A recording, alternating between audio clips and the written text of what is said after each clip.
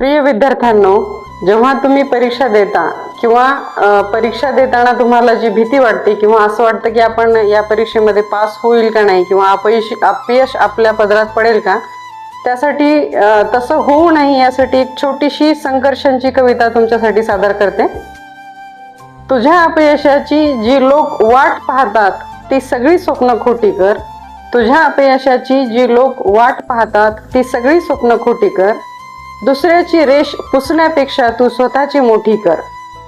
दुसऱ्याची रेष पुसण्यापेक्षा तू स्वतःची मोठी कर. आणि हे केलंस ना तुझं कधीच काही अडणार नाही. आई आजही हेच म्हणेल, माझ्या बाळाचं वाईट कधी घडणार नाही.